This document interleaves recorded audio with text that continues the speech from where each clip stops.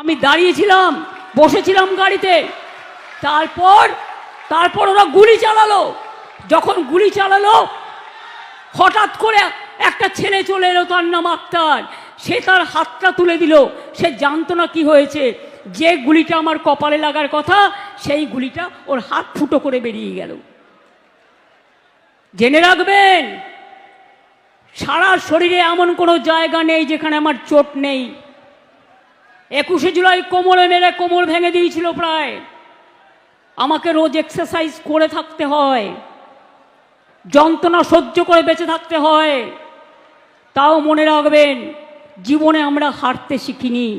আমাকে বন্দুক নিয়ে তাড়া করেছে কলেজ ইলেকশনের সময়। আশুতোষ কলেজের ইলেকশন হচ্ছে, আমি বক্তৃতা দিতে গিয়েছিলাম। দুটো ছেলেকে আমি দেখলাম গাড়িতে এসে, একটা গাড়ি এসে সিপিএমের গুন্ডারা তাদের দুজনকে তুলে নিয়ে যাচ্ছে। তখন আমার সাথে অশোকা ছিল। আমরা স্লোগান দিচ্ছিলাম। স্লোগান দিতে দিতে আমার জল তেষ্টা পেয়েছিল।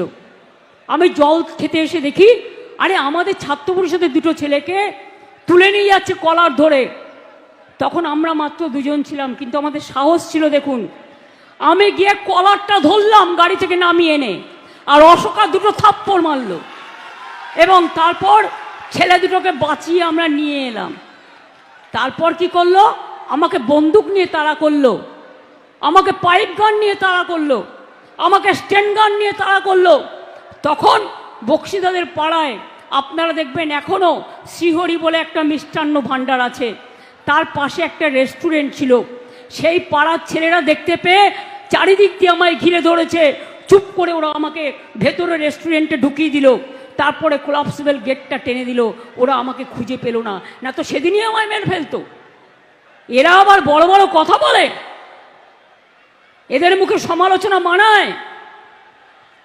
আমি আন্দোলন করছিলাম বলে হাজরার মোড়ে আমাকে ডান্ডা মেরে মেরে, আমার মাথায় 46টা সেলাই আছে, আমার ব্রেন অপারেশন করতে হয়েছে, আমার ডান হাতের অর্ধেক হাড় নেই। যখন প্রথম মারে আমার গল গল করে রক্ত পড়ছে আমি দেখতে পাচ্ছি। দ্বিতীয় বাড়িটা যখন মারে আমি দেখি আমার বাদিক দুদিক ডান দিক রক্তে ভাসছে। তৃতীয়টা যখন মারে আমি জানি না, অটোমেটিক্যালি আমার হাতটা ওপরে পড়ে গিয়েছিল, মাথায় উঠে গিয়েছিল, হয়তো ঈশ্বর আল্লাহ বাঁচিয়ে দিয়েছে। এবং তখন আমার হাতের মোটা হাতটা আলনার মেরে অর্ধেক চ্যাপটা করে দিয়েছিল। কোমরে মেরেছে, গার্ডের নিচে চোখে অ্যাটাক করেছে, গার্ডের নিচে গুলি চালিয়েছে। বিমানদা গাড়িতে চালাচ্ছিল। একটি মেয়ে আমার এখনো মনে আছে, তার বরকে লকআপে পিটিয়ে হত্যা করেছিল। আমি গিয়েছিলাম, আমার রাস্তায় পাথর দিয়ে গুলি দিয়ে অ্যাটাক করা হলো, সম্পূর্ণ গাড়িটা ভেঙে দেওয়া হলো। তারপর কাচের ভাঙা সামনে গাড়ির ওপরে উঠে নৃত্য করতে শুরু করলো। গাড়ির কাঁচ ভেঙে সেই কাঁচ আমার চোখে ঢুকলো। তারপরে তখন স্টিয়ারিং চলছে না। আমি বিমানদাকে বললাম, যিনি এখন স্পিকার, একদম গাড়ি চালাবেন না, আমি দেখতে চাই কত বড় ক্ষমতা, মারুক, দেখি ওরা পারে কিনা আমায় মারতে। আমি দাঁড়িয়েছিলাম, বসেছিলাম গাড়িতে। তারপর ওরা গুলি চালালো। যখন গুলি চালালো, হঠাৎ করে একটা ছেলে চলে এলো, তার নাম আক্তার। সে তার হাতটা তুলে দিল। সে জানতো না কি হয়েছে।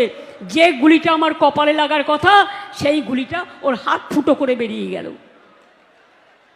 জেনে রাখবেন, সারা শরীরে এমন কোনো জায়গা নেই যেখানে আমার চোট নেই।